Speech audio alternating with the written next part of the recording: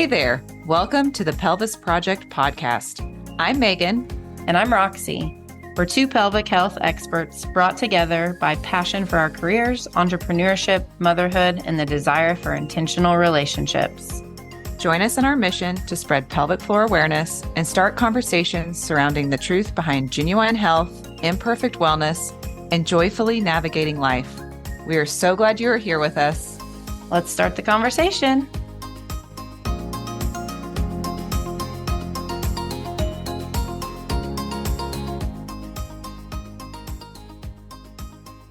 Hey, Roxy, how are we today? Very good, very good. Awesome. Well, we are back again. This is a continuation of our last episode with Paige Genova. Paige, we love you. So we are going to be talking with her again, just more about the framework that she uses in treating chronic pain and pain reprocessing therapy.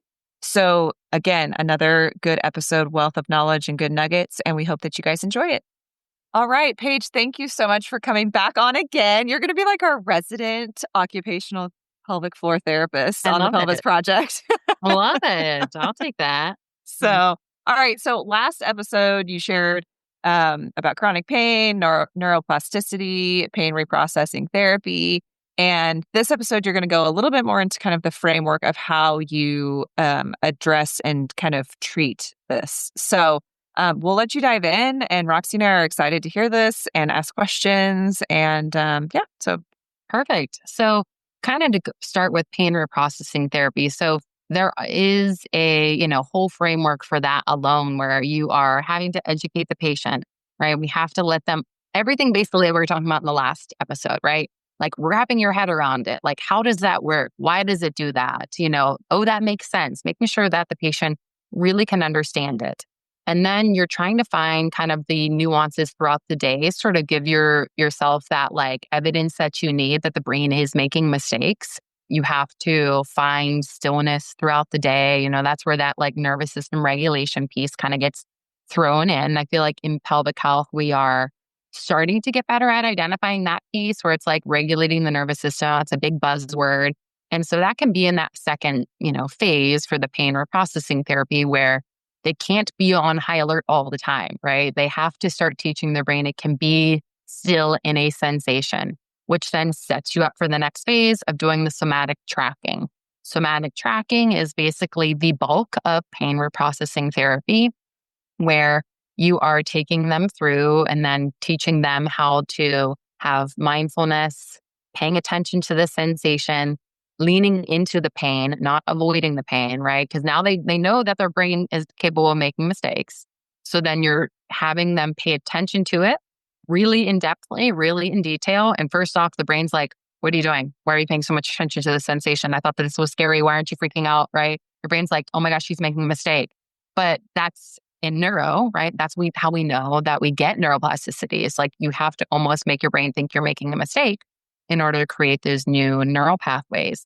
So you do the somatic tracking repetitively, right? You're giving your brain then those corrective experiences.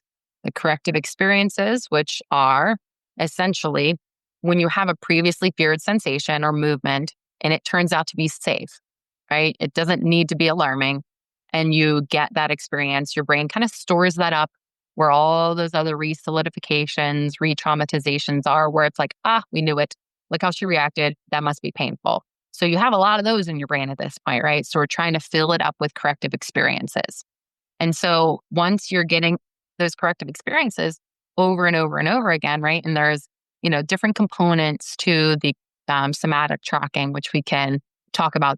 Well, we talked about a little bit last time, how it's a compilation of, a bunch of different psychological proven strategies, but it's not cognitive behavioral therapy. You do that and you just slowly teach your brain that there is nothing to be afraid of, that movement is completely safe, and that there is no pain. So that's pain reprocessing therapy. I feel, though, in my clinical experience, that it was really lacking for us as pelvic health practitioners, right? We know that there are musculoskeletal components that are contributing to their pain, right? Feeding into that fire. And in pain reprocessing therapy, they're like, if there is no structural damage, no tissue damage, then you just have to do pain reprocessing therapy. And I thought that was a bit misleading, right? The point is that they say that the musculoskeletal components, like the drain needling that you're doing, the stretches that you're doing, the exercises that you're doing can actually cause re-solidifications to the brain because they're doing it intensely with a lot of, pressure. They are doing it perfectly because they have to get out of pain. They have to fix what's broken. And I agree in that sense, right? I agree in that sense, but that doesn't mean we shouldn't do those things. That doesn't Sure. mean we don't add in those body components that we know are happening. I also felt that there was lacking in like the framework for me as a pelvic health therapist in, not just the pain components, right? How does pain reprocessing, how does this neuro reprocessing look for someone who has had, pain with bowel movements and incomplete bowel emptying for 10 years and it controls their entire life? So kind of like bridging that communication for us as pelvic health therapists. So then I kind of created my own framework over the years that I've been doing clinically, teaching my other therapists that work for me on how to do so we can add it together, right? We can do both because mind body therapy, I think, is so incredibly powerful and so incredibly necessary. These patients aren't coming to us for us not to also treat the bodily components. Yeah, no, I think gosh, as you're talking, I think that a lot of us clinicians can obviously resonate with just the things that we see. And we are up against it's sometimes a challenge to get patients to kind of like take a little bit more of a bird's eye view, kind of pull back a little bit and be able to like hear us when we say like we've got to kind of reprocess how your body's responding. So when you talked about, I guess, give us like a real life example, maybe just so somebody can connect of kind of how somebody might, because I know as you're talking, I think of multiple patients where it's kind of that misinterpretation where you have to like I think of one woman who was postpartum and had this terrible kind of like perineal pain when she would walk, and like walking became fearful, you know, Yeah. and And then she avoided it. yes, and then she avoided it and all the things. And so like I knew from the get-go, it was almost I kind of had to even get to a point where I was like, listen, like I need you to just take a breath and trust me on this. Like we can do this. This is not damaging to your tissue. Now your body has perceived this as a bad thing and we need to retrain it that it is a good thing. So what is the most common thing I mean, I know we see all different things, but is there something that comes to mind for you that's like, oh yeah, a pattern? Yeah. So I would say some of the bigger symptoms that have neuroplastic components are bladder pain, bladder urgency, pain with intercourse, so Yeah. vaginismus, constipation. I feel like Mhm. this is so overlooked. Like in my mind, I need to create another diagnosis that is vaginismus, except rectally, right? Instead of something being feared of going in In. vaginally, it's the Oh, anticipation and fear of the pain with the bowel movement that causes the muscles to spasm, just like vaginismus. It's the same mechanism, except with bowels and not intercourse. so And true. that I feel like is so overlooked. Like when I do remote consultations with people, like constipation is a big one, like pain with bowel movements that I'll do, because I feel like it's mismanaged like heavily in pelvic health. Like they're either not treating the rectal system, right? Not doing rectal assessments or not treating the posterior pelvic floor. They're not, addressing the colon and all that stuff. But even if we are doing that, I feel like as a whole in pelvic health, we are not treating it with the same approach that we would like a vaginismus patient. It's like these patients' brains, the way that the amount of pressure and the stress that they have around a bowel movement and the pain that's going to come, and if they're getting enough stool out and how clean they are and all of that stuff, they're going into a fight or flight sympathetic nervous system response as soon as they get the urge to have a bowel movement. And so then their brain, if we're going to water this down into just like primitively, right, what we're sending those signals to our brain, like your brain doesn't know that there is not a snake in that toilet. That's how you're reacting, right? With so much fear, so much anticipation, so much fear of the unknown, so much anxiety, so much frustration, all of these things. So your brain's like, this is the worst possible thing we can be doing. I thought that the last time I made your bowel movements painful, you would stop doing it. Like this is Yeah. dangerous. Like you have such a bad, sympathetic nervous system response that like Do you not see that I'm giving you so much pain in making your muscles, I'm doing all of this to make you stop doing it, right? Because there is so much fear involved. But we have to poop. Like we have to. And so it really is something that I see so commonly that these patients get mismanaged and that's not added in to like that neuro approach, right? It's like we should be treating pain with bowel movements that it's been chronic, similarly to how we do vaginismus. And I said it and I will That's a stand by good, that yes. to the death of me. I know. Like, It needs its yes. own like diagnosis or something. Like, it's the same thing, an involuntary spasm in anticipation of pain. Like, it's the same thing. But I digress. I digress. Yeah, Why would you even I say, digress on wanting to like create a diagnosis criteria. we'll have a whole Um, other episode about the constipation oh of, my yes. gosh, it's so powerful. But also in the same pain, IBS. Yeah. There's Oh, more and more research coming out about IBS being more of like a vagus nerve, nervous yeah. system piece Yeah. than it is, anything else related. I would say Yeah. kind of those are the big ones, but I mean, it can be in anything, like you said, but I would say those are the big things to be looking out for. Yeah. Well, even when you mentioned in our last episode, it's like, even though you talk about this kind of like chronic pain, it could be not that necessarily it's pain, but it's a repetitive like Unwanted symptom. habit. Yeah. Unwanted Mhm. symptom. And I think that's important for everybody to like hear and understand and know, because even if, let's say, you don't have pain with like with bowel movements, but you're constipated all the time. So now you have this like stress response of every time you go poop, you're afraid you're not going to be able to go. And then that's going to stress Mhm. you out. And now your stomach's Yeah. bloated. And like, it's like over and over. It's an ordeal every single time. Well, now Yeah. your body's just learned that it's an ordeal every single time. Right. So You don't this is even, an yeah. interesting one that I think will, get people to think a little bit more. I had this really, really, really interesting patient that I originally saw years ago for a really bad UTI. And she was also kind of someone who was predisposed to being chronic pain, a ton of anxiety, childhood adversities, type A personality. And we treated all of the pain and all of the musculoskeletal stuff and all of, the kind of a little bit of the nervous system piece that came from the kind of tissue dysfunction after this really bad UTI and medical mismanagement. Well, fast forward a couple years, she's having all of these horrific bowel dysfunction, like chronic constipation. She has pain with bowel movement. She cannot get her stool out, tons of wiping.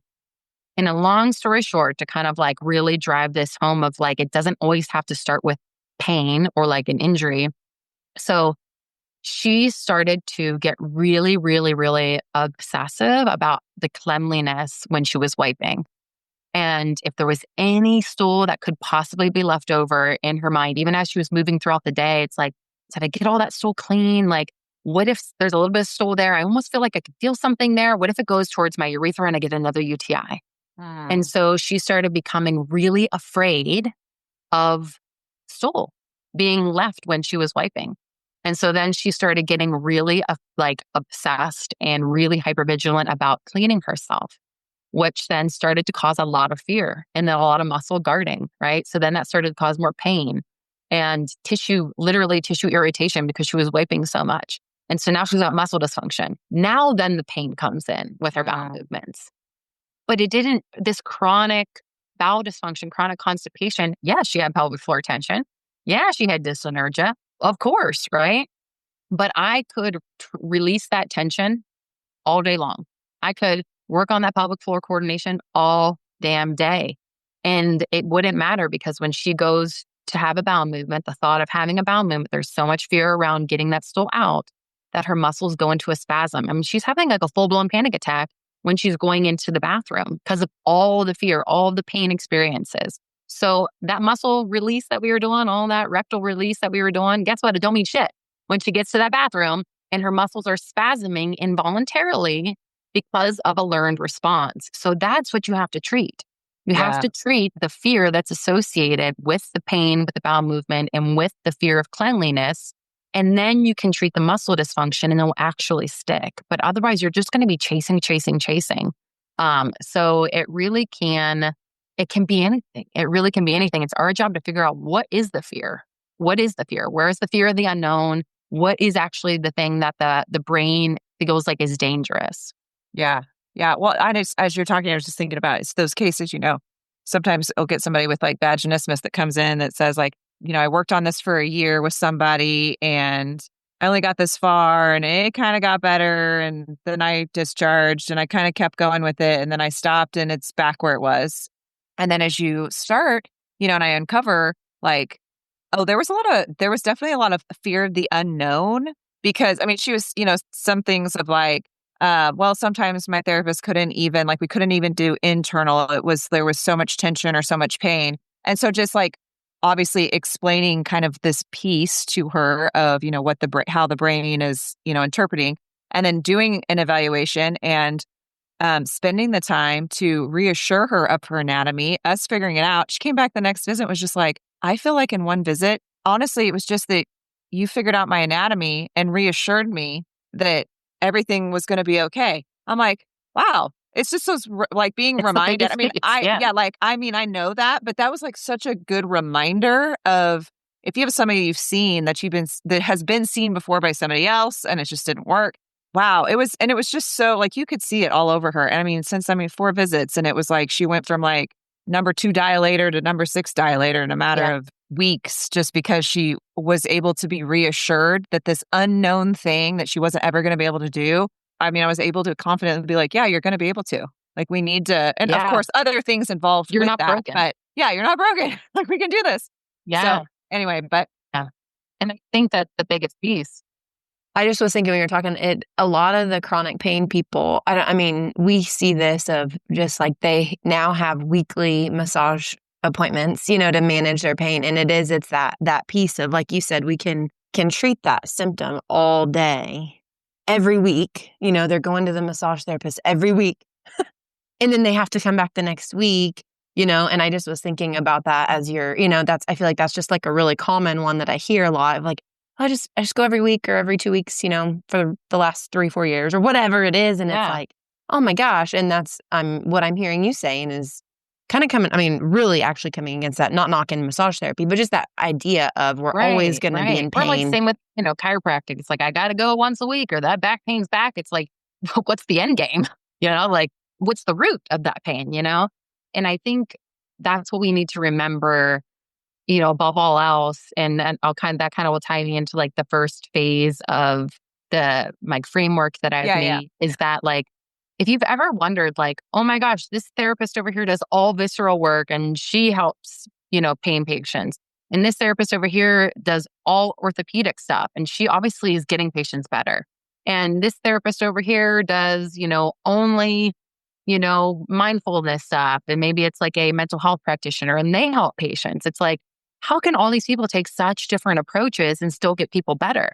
And instead of feeling like we need to know how to do everything visceral like this person and everything dry needling like this person and everything orthopedic like this person, what's the common denominator between all of those different approaches for these practitioners who are very successful in that approach? It's their ability to give that patient hope, to take away the fear of the unknown from the sensations that they're having, and then meet them where they're at, right? Find that like, as long as they're not overwhelming them with like the homework or exercises or whatever they're giving them, that's why placebos work. Like sometimes as therapists, and this might ruffle some feathers, the manual work and the exercise that we're doing can just be placebo. And that's okay. Because that's actually the only thing we really need is for them to be able to start there, feeling safe in certain movements, feeling safe in certain muscle, contractions and relaxations, and not having a fear response or hypervigilance. And that's all we need to do in the beginning, right? Communicate that safety, reassure them, provide hope, and educate them on why they could be in this chronic pain cycle. And so that is phase 1. And that I think is why we have such different approaches. And it's like, you don't have to be all of those different things. Like, I just want to teach practitioners how to communicate with the brain and body for your patients. And then you can dive into individually what approach that they need to be taking. But it's like, if we don't have that basic foundation, you're going to run into problems with these chronic patients. I can get into the framework then, just jump right in. That was that's phase 1. Yes, that's phase 1. Yeah.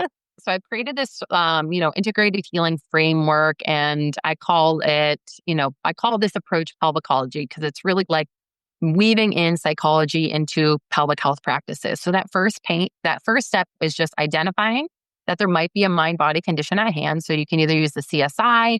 I've created sort of a guide that's not necessarily the CSI, but it has components of it that you can identify if there's a mind-body condition. Again, that's free. You can download it. Just go to my Instagram and the link in bio. That's the first thing. You really have to, basically everything that we talked about in the last episode, like wrap their heads around it, give them examples, and don't avoid saying the mind. Don't avoid saying the brain.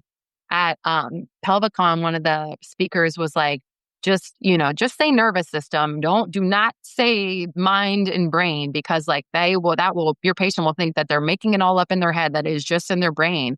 And I disagree with that. I honestly disagree with that. I think that we're doing our patients a disservice. And I think nervous system can be so vague, so overused that like we can teach them that it is neuro, right? We wouldn't tell a stroke patient that it's their nervous system and not their brain miscommunicating with their body, right? There was brain damage. We wouldn't avoid that with a neuro patient. Like, why the heck would we avoid it with our patients? So it's like, actually explain it to them. Be like, your brain is picking up on sensations that are completely normal, but also to your brain's credit, it's a protective mechanism. Think about when you feel that sensation, all the thoughts that start flying into your brain, right? Fear, anxiety, frustration. How long is this going to last? Is this going to be forever? What did I eat? Did I do the wrong movement? Maybe it's because I slept in bed that way. I can't live like this. This is going to ruin my relationship. All of those thoughts that just are on repeat when you feel that sensation. Why would your brain think that this sensation is nonchalant and is just like the sensation of air going in your nose, happening all the time, but not anything to be paying attention to? Why would it, right? Like, teach them, like, your thoughts are input. Your brain takes in that input and it's going to use that to help formulate an opinion. We have to start retraining that at some point. And for some patients, I'm like, that's going to be down the road, right? We got a lot of stuff going on from the body standpoint that we need to address. But I need you to know that that's a part of it. I'm gonna prep them for down the road in kind of this, third step where we start to build it back in, right? That it is something that we need to do. And a lot of times those patients at day one, you're telling them, they're like, we're identifying stuff in your body. We can treat that. I got you, girl, boy. I got you guys. Like, no problem. But we also have to do this piece. And so many of my patients are like, I'm glad you said that, because like, I can tell that when I'm more stressed out, my pain gets so much worse. But like, I just thought it was all in my head. Like, I didn't want you to think I was crazy if I told you that. Like, they kind of already know. You know what I mean? Like, these chronic pain patients, they kind of already know that their brain and their stress and their anxiety, and even if it's just that these symptoms is causing them more stress and anxiety, they know that there is some type of connection. And we're saying like, hey, we know too. You don't have to have fear of the unknown. We know. And we will add that in. Absolutely. And we can also treat your body dysfunction, right? It's not all in your head. It's real pain. It's real symptoms. But we have to treat the triggers that are also contributing to you feeling that sensation. And then that nervous system piece, that neuroplasticity, that's what drives that dial up to a 10 sometimes when it seems like it does not make any sense. And so that kind of dial up response to the sensation, we will treat that. But we also have to treat the trigger that gets the sensation there, right? That muscle dysfunction. And so then that kind of takes you more like, in my framework into that next step, which is identifying the musculoskeletal dysfunction. We can't ignore the body. It's a cross communication. Like I talked about in the last episode of that kind of like example of like how the body starts to get like weaved into the neuroplasticity.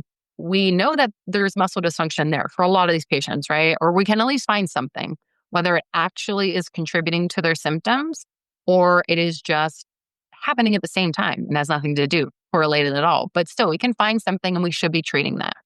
And that's where we want to be treating the triggers. That's how I phrase it, like the trigger sensations. So if we have, pelvic floor tension, we know that that can cause lower abdominal cramping feelings, rectal pain, hip pain, low back pain, pain with the bowel. We know it can cause unwanted sensations. And so if we don't treat that, we'll keep getting those sort of trigger sensations that just like bring the awareness to the patient. And then depending on how they respond from a nervous system standpoint can depend on how bad it's going to be, how intense that pain is going to be, how upsetting it's going to be, how, like life altering that pain is going to be. Well, we can't ignore it. we got to treat it, right? So that's that second step is where it's like, we are going to be treating those trigger sensations. We're going to be treating the musculoskeletal dysfunction. And that is all the things that we know and love as pelvic health practitioners, right? And I don't, I always have to be like, PSA, I treat orthopedically a lot. Yeah.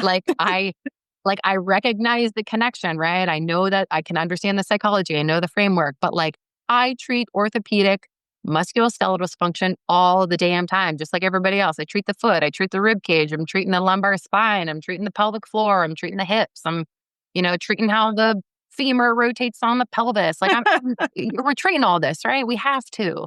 Like it just because I also am treating the mind doesn't mean that that's all I do and that's all I know. Sure. So just a PSA. But in this stage, that's where we're adding all of that good stuff in. So then in that third phase is where we also have to remind our patients, though, as you're doing these exercises, as you're starting to move your body, like you can't do it with intensity, hypervigilance, and a ton of pressure. If you are constantly trying to fix something that's broken and doing with the exercises so intensely that if you make one small mistake or you miss a day and then you pick up on that bladder sensation that you're blaming yourself and you messed everything up and you're back to square one. Like that's not going to get you very far in this stage. We need to be doing these exercises and this home exercise program. One, meet our patients where they're at. Do they even like these exercises? Can they fit them into their lifestyle? Can they even complete them consistently? Like make sure that those things are there in this stage, but treating and teaching the body that it can also have these physical sensations and they're not bad. They're actually good. They're helpful and they're safe, and teach them to start leaning into the pain a little bit, leaning into those uncomfortable sensations, almost like you're getting a bit of that graded exposure for them to teach their brain that like, oh, I can walk like your patient. Like I can walk and feel this sensation and it be uncomfortable, but like I don't have to be afraid of it, right? I know that this is just good movement this is teaching my brain something new. So that's kind of that third step, which I think is where sometimes we stop and we just live there. Even if we're like, hey, the nervous system's involved. Hey, pain science is this and that. Let's treat the body. Just try not to be stressed out. Do some vagus nerve stim, diaphragmatic breathing. We checked off the nervous system box. Thank the Lord, that's done. And I'm just going to go back to treating the body. I feel like that's kind of like somewhere we're falling a little bit right now, where it's sort of like, I'm doing diaphragmatic breathing. I'm doing vagus nerve stim. Like I taught them how to, stimulate the vagus nerve, like, but now let's do the exercises. I'm doing mind body therapy. I'm doing nervous system regulation. And it's like, but we're missing then like all the rest. Okay. So then that fourth step is where we are starting to find a little bit of that neuroplasticity, where I'm teaching patients like really pay attention to the thoughts that are ruminating in your mind. Like every time you feel that sensation, is it the same 7 thoughts that go over and over and over again in the back of your head?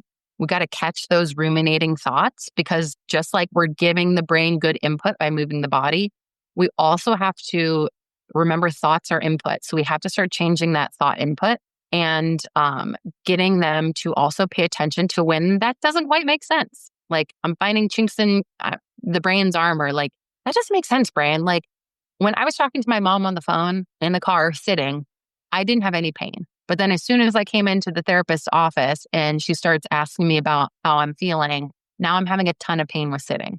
That doesn't make sense, right? Brain, I see you, you're kind of messing up there. Literally have them write it out, like I'm trying to create like a daily handout for this kind of phase where it's like, what are my ruminating thoughts? How many times did I catch them throughout the day? And that's all you have to do. Like, oh man, look at all those thoughts just spiraling. Like, good on me. I caught them. All right, I'm going to throw those out the window and I'm going to keep on going. And then like, what are kind of some instances where you found that your brain might have been making a mistake, like misinterpreting a signal? Again, that's fantastic. Good for you. Like write those down. Like make sure that you are keeping track of that. Because as you're starting to build that sort of like trust muscle of like, I can move my body, my muscle dysfunction is getting better. My therapist is helping me. I'm starting to find mistakes in my brain. And then we can get into the neuroplastic and the pain reprocessing piece that we talked about earlier, where we're actually doing then the somatic tracking. We are going through that with our patients. We are having them pay attention to their sensations, get a corrective experience. And that's essentially like, it can look like they are feeling the bladder urgency, right? And they start to get mild to moderate pain. It can't be excruciating pain. It has to be mild to moderate. And they are really paying attention to it in a very in-depth, in a very in-depth way. Kind of like if you were looking at fireworks, you're not trying to like predict which one's next. You're not trying to like study the colors, get in an Excel spreadsheet. Okay, there was a blue one that was about 35 feet. Now there's going to be a red one at, 65 feet. Like, we're not doing that when we're watching fireworks, right? We can just enjoy them, even though they're low-key very dangerous and are kind of crazy, right? Like fire in the sky, like dangerous, like, injuries happen. But like, we can put all of that aside, right? And be like, brain, it's still fine. We're just going to enjoy it. So that's what I try and tell my patients, like, observe your symptoms like you're just an adult watching fireworks. Do not observe your symptoms like you're a child that is 2 years old, never experienced them before, or a dog thinking that there is fire raining from the sky, apocalypse. Like, we don't want to observe our symptoms that way. We don't study them. We're not trying to figure them out. We're just like, wow, that's interesting. Oh, look at that one, right? Wow, that SI sensation is kind of like tingly, but it radiates down a little bit. I kind of feel like in my rectum a little bit more too, like a pulsing in my rectum. You're just curious. That's it, right? No problem. It's just a sensation. Then you have them find other sensations in their body that are there that they weren't aware of that are totally normal. An easy one is like air going in through the nose, pressure on the sit bones, compression at the lumbar spine. Those things are all happening physiologically, but our brain doesn't need to be paying attention to them. It doesn't think it's dangerous, worthy, important enough. It's just happening. We can feel it, but there's no need for our brain to be paying attention to it at all time. That would be exhausting. You would need to be tranquilized if you paid attention to all those sensations. You'd be exhausted, right? Mentally just completely taxed.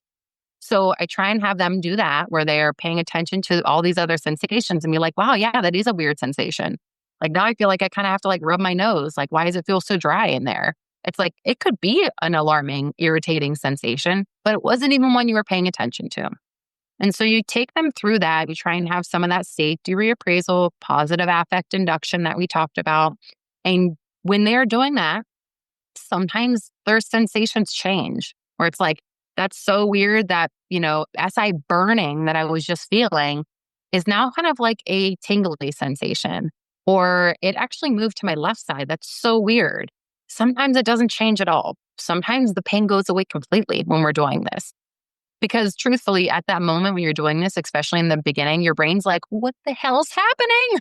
Like, she's paying attention to this really scary sensation. She's really paying attention to it. She's not even ignoring it, but she's not freaking out. Like, am I making a mistake? Is she making a mistake? What's going on? I have no idea, right? And so the more we do that, the better our brain gets, the more of that neural retraining we get to the brain's like, you know what? This has happened quite a bit. Like, you don't seem to be even upset about that burning sensation in your butt cheek. Maybe I'm getting this wrong. Maybe I need to learn something new, right? And so as you get those corrective experiences that we talked about in the last session over and over and over again, the pain will just start going away. But you have to have those first steps where it's like they have to believe it. They also can't have fear. They have to be able to move their body. They have to know that they're treating the muscle dysfunction as well and trusting you in that sense to get to them that kind of like fifth and sixth step where you are making sure that the pain is actually going away. You've created a new neural pathway for your patient. And that's it. That's amazing. Okay, so let's say a patient, let's use the fear of like going for a walk. And let's say it's like back pain or something. Mm-hmm. Okay, so they are going for a walk and that pain shows up. So with what you just said, would you have them kind of one of those things of like, that's like, oh, get curious about it. And then would you have them like kind of refocus on like sensations as like you mentioned, taking a breath and feeling the breath through their nose? And is that kind of like... Yes, but after you've already paid a lot of attention and we're really curious about the unwanted sensation. Okay, cool. Yeah. Because so you're like, they're telling them, like, ignore the pain. Yeah. Like, that's even more dangerous if you think about that. Like, from a primitive standpoint, if something really bad keeps happening and you're just like, oh my gosh, it's happening, I'm just going to ignore it. The brain's like, oh my gosh, it's so bad that she's having to ignore it. Like, okay. It must be so bad, right? So we don't want to ignore it. We want to actually pay a lot of detailed attention to it, but with curiosity. Yeah. not studying it, not you're trying to figure it out. You're not trying to make it Google go it and away. yeah. You're not having ulterior motives where you're like, if Yeah. I do the somatic tracking, I'm going to make the pain go away. It's like, no, Yeah. the pain could actually stay. The Yeah. pain could not change at all. And that's okay.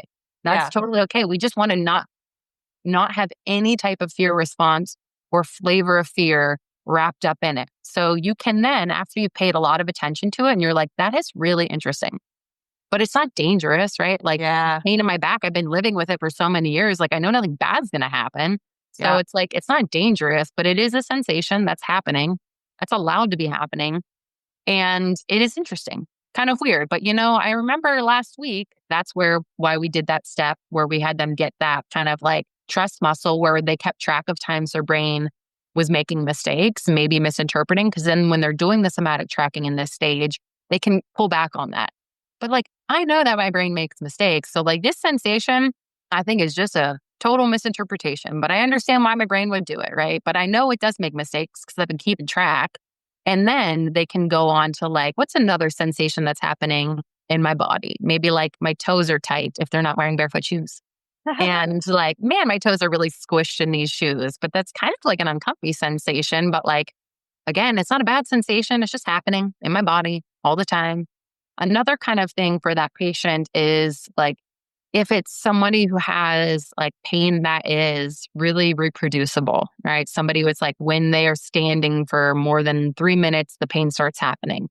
If it's somebody who's like every time if I'm sitting for too long on my tailbone, like that pain's going to start coming. You want to try and reproduce that while they're in the clinic, as long as it's mild to moderate, because if it's excruciating pain, they just got to do what makes them feel comfortable, calm down that nervous system. That's where that vagus nerve stuff, the diaphragmatic breathing, that's where all that stuff can be thrown in there. You just do what makes you feel safe and okay and takes the pain away, pain meds, whatever. If it's excruciating pain, you don't want to be trying to do somatic tracking because you'll likely just re-solidify to the brain that kind of like that it was right. So if it's mild to moderate pain and, they're like, if at 3 minutes when I'm standing, there goes that pain, have them stand for 3 minutes in the clinic with you, right? That's a little bit safer environment. You're there with them. And when the pain starts coming, you talk them through the somatic tracking and you try and get a corrective experience out of it. And I always remind them when I'm doing this, because we're mind body therapists and we've already added in the musculoskeletal piece in the earlier stages, where I'm like, we know that your pelvic floor has tension in it. That's okay, right? We're treating that. So even don't imagine the pelvic floor getting really tight when you're standing and pulling that tailbone and sacrum in. It's like, it's allowed to be there. It does not have to intensify your pain. We are treating it, right? This portion of this is we're just teaching the brain that this is an okay sensation to be feeling and that it can be completely misinterpreting normal spinal compression that happens when you stand up. Absolutely. Oh, goodness. So good. I love how you ended. You're like, and that's it. That's it, guys. And so if you notice, though, that I didn't talk about like making them get a better sleep routine. Yeah. I didn't, talk about like trying to get inflammation out of their body because like, honestly, telling these patients that they have inflammation, imagine the imaginative work they are doing with that imagery in their head, right? How much fear that is causing. And, the stress of getting more sleep. It's like, oh my gosh, I'm laying here. If I don't get more sleep, my pain's never going to go away. This is all my fault. And so it's like, we can add that stuff in. But I personally, I don't emphasize that until basically we're in more of that like maintenance optimization stage. Like we have really met their plan of care. They're doing great.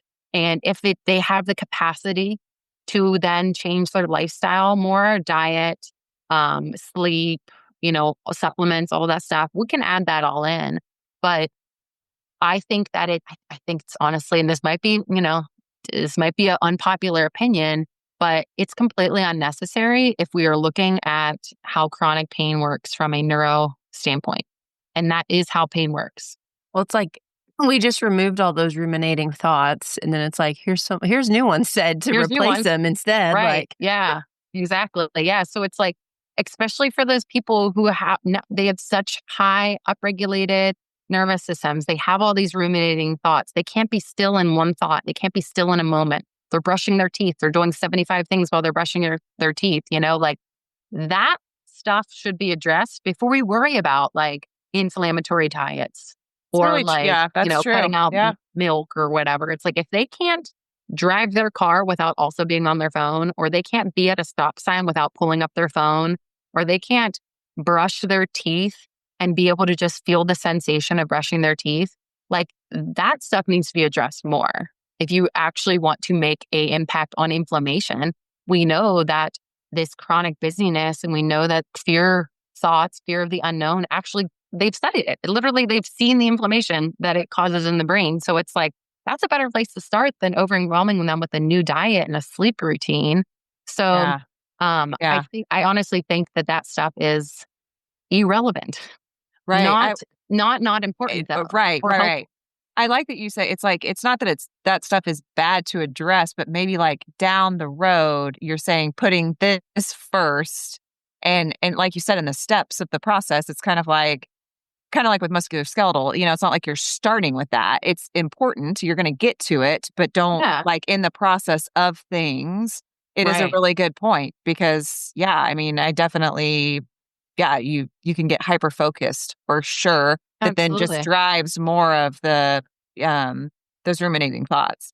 Yeah, and So fear. Yeah. yeah, yeah, and fear, yeah, because if I don't do this, I can't get to the next step and all of that. So wow, it's so good. I'm like, Yeah. So I just encourage practitioners to not be so afraid, not be so afraid of adding this stuff in. And I mean, like we also, and I'm trying to create some framework so that way, we can have some strategy to it. But it's don't be afraid to add in psychology into your treatments, and don't be afraid because it can be really simple. Literally take the fear out, and that's all we need.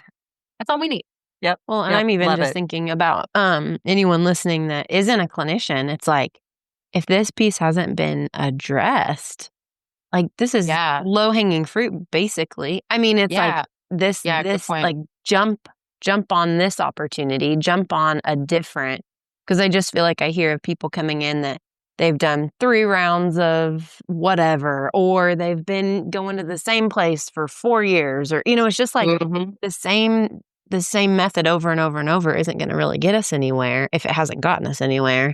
If there's still fear there, it's like it's not going to get you anywhere. Yeah, yeah. And just really focusing on the objective. I keep hearing you say like the facts. What are the facts? Not what's Right. the assumption, not Yeah. what's the emotion behind it, but just factually right now, what can we put our feet on?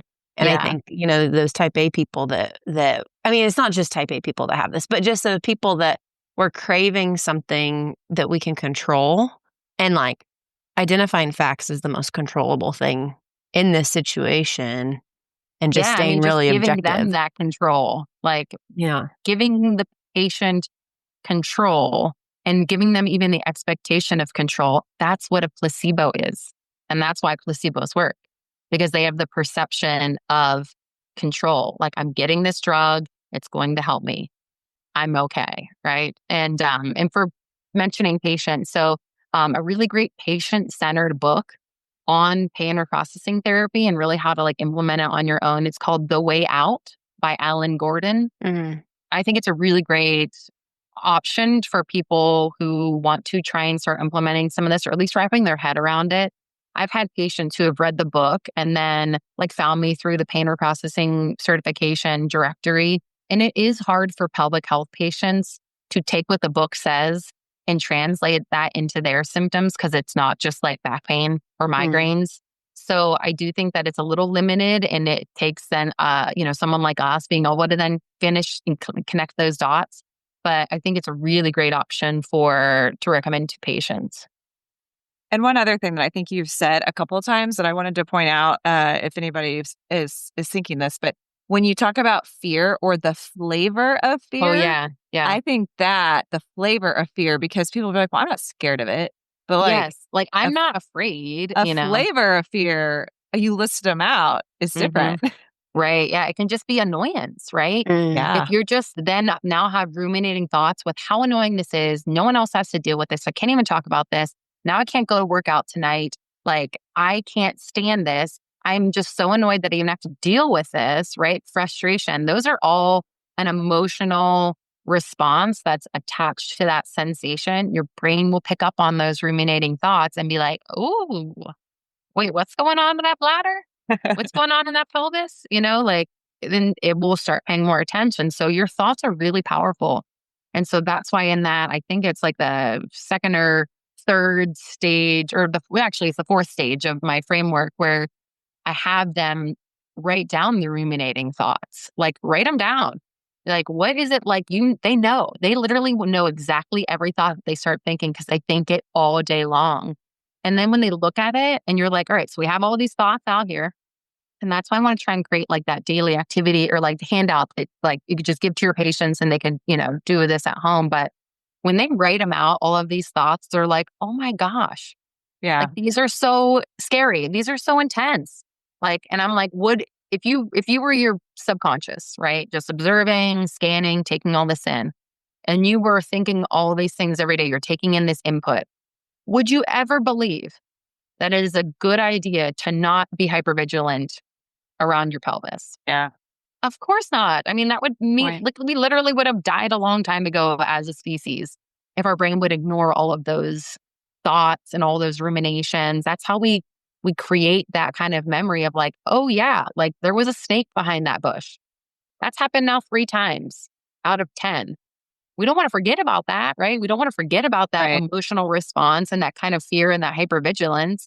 But it's helpful for them to see those ruminating thoughts because they can be so intense, right? And they can even say to their like conscious brain, where like you said, Megan, where it's like, I'm not afraid. I know I trust my partner. I'm not like scared of my partner. Like I'm not afraid he's going to like hurt me. And it's like, that's your conscious brain. And when we think about like psychology and principles, it's like we have our conscious brain, we have our subconscious. We, through neuroplasticity and neuro retraining, we're actually treating our patients' subconscious, not their conscious brain. Because a lot of our patients are like, I'm not afraid. Like, I want to have sex. I want to have sex, or like, I am not afraid to walk. Like, I just want to be able to do it. Like, I know that nothing bad's going to happen to me. But it's like that's your conscious brain and not your subconscious. And all of those flavors of fear and all of that ruminating thoughts and input is what the subconscious takes in to then, formulate an opinion of if it should be painful or not painful. So good.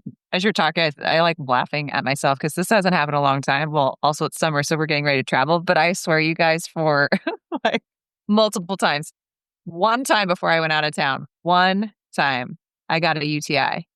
Guess what happened? Every time before I got ready to go out of town, I thought I had a UTI. Yeah. And, I'm it's sure like you you get felt the that. urgency, the Yeah, I pain, felt the everything. urgency. I was like, oh, and also, I was like, okay, you get stressed before you go out of town and all this kind of stuff. And it wasn't until I really got into pelvic health, I started to catch myself. And I was like, ooh, I Hmm. know what's happening here, And so it's like, oh, curious about that. Like, Yeah. okay, and it doesn't really happen anymore. Yeah, but it doesn't. But in a sense, it's like, it's what you're saying. Obviously, I wasn't realizing I'm doing kind of what you were saying, but it's that example of it happened one time and then your body, it's like that it's just wild what your brain does. 1000%. And I think that the like when my patients come in, it's like if you are looking to see, like if you're anticipating or really, really don't want to have, bladder urgency when you go out with your friends tonight. You Yes. really, really don't want to have that. It ruins your night. You get so upset about it. But then that subconscious is like, are we having urgency? Is there any Yep. sensation at the bladder? Is there any sensation at the bladder? Oh my gosh, the bladder's stretching. It's happening. And then you are like, son of a bitch. Here we go. And now you're pissed. Now you're frustrated. And your brain's like, Yes. oh, we knew it. We knew it was I know. bad. And It's it's like, happening. it just keeps going, right? And so it's like, if you're looking for it and that expectation is there, it's like, you're going to find it, right?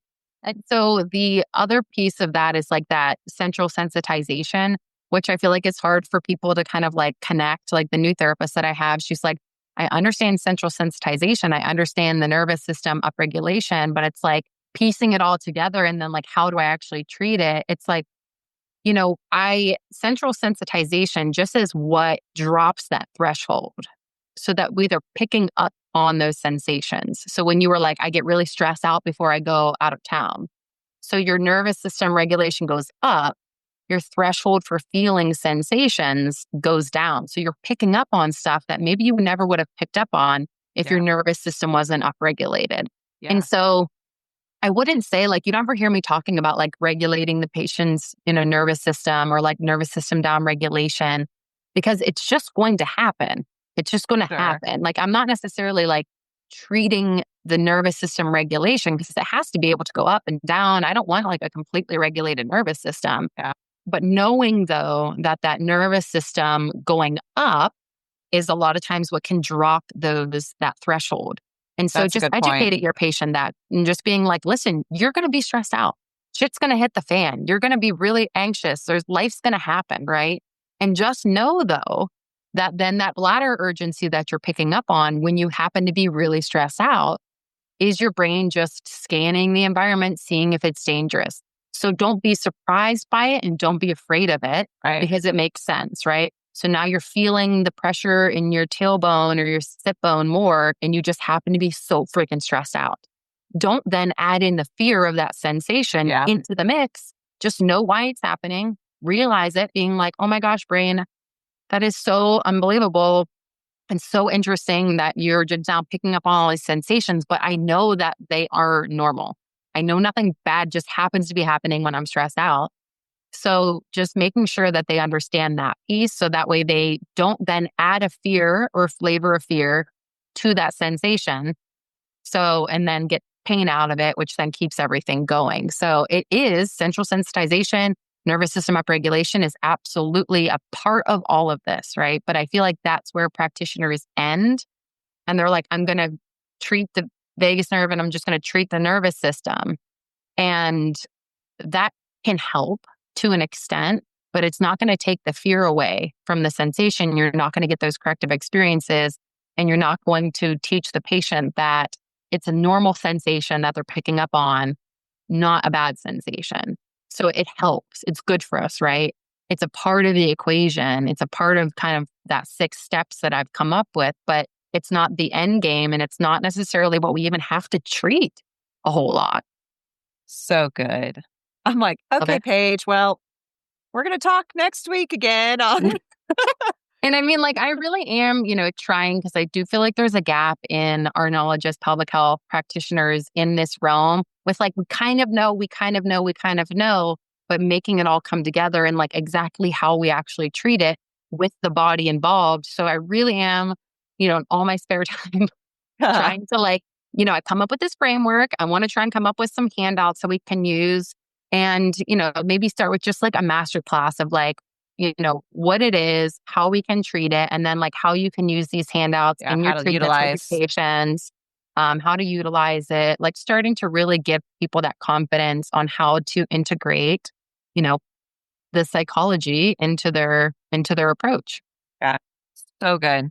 Paige, will you just read those 6 again? Just now that we've talked about it, and it's like, our minds are a little more like not open, but just conditioned to the lingo and to everything. Will you just go back through? Yep. So step 1, identify and educate. You're reframing the pain. Your step 2, identifying the musculoskeletal dysfunction and starting to treat that for those trigger sensations.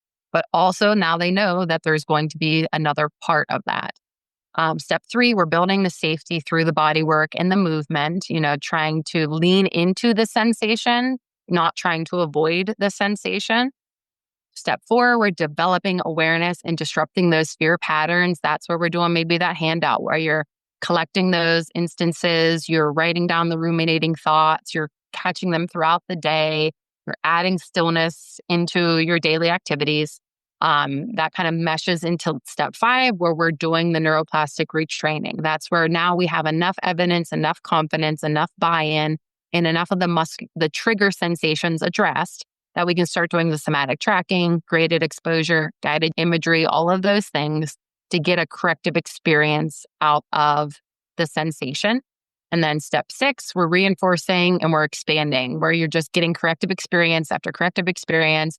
And we're literally creating that new neural pathway. So that way we can get the patient, bring it all together, right? By that time, the musculoskeletal stuff is sticking. It's making sense. We're doing all the things that we do that's amazing as pelvic health practitioners.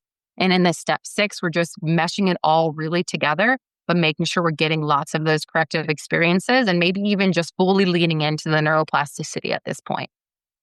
And that's it. That is my pelvicology framework. I've, been doing it for years now, and I feel like I've finally come up with like really what works. I've trialed and errored and made the mistakes in my clinical practice and been like, you know what? That verbiage didn't quite work. This step needs to come first because when I skipped it, that sure didn't work. So there is research that backs it up and is all of the tactics in it, but there isn't really anything that has the mind and the body for us specifically for pelvic health practitioners. So I think it works pretty darn good. Paige the pioneer. I love it. That's right. I know. Pelvicology pioneer, Paige. That's right. And love pelvises. I love how your life just that. And that's it. It's all she wrote. Yeah, so, we can do it. So thank you so much for sharing all this. I hope that, for patients and providers listening to this, that it sparks some curiosity and just some like challenging kind of the norms of how we treat. And I think that's what I just love within our space is we're, again, given the freedom to be challenged on how we treat patients and pick up these new things from our colleagues and put them into our practice and not have to just work within a box. So because we know that this just doesn't work and it doesn't, it's not just pelvic health, it's ortho too. I mean, shoulder pain, all the things. So anyway, but thank you so much. And, we can't wait to have you back on here again. And this was so fun. Yeah, I appreciate you guys letting me, have that sounding box too, just because it's hard to get the message across when you're trying to like make it into like exciting Instagram things or like get the message across into a bi-weekly newsletter. So being able to kind of just like vomit it out is really helpful. So thank you for having me. And we'll have all of Paige's info in the show notes. And so you can follow her and download the handouts she was talking about, which are super helpful. So, all right. Well, until next episode, we'll keep this conversation going. Thank you so much. Bye. Thank you so much for joining us this week on the Pelvis Project podcast. Help us continue the conversation by liking and sharing this episode with friends. And if you really want to do us a solid, leave us a review. If you'd like to follow us on social, check out the show notes for links. And remember, this week, take a deep breath and relax your pelvic floor.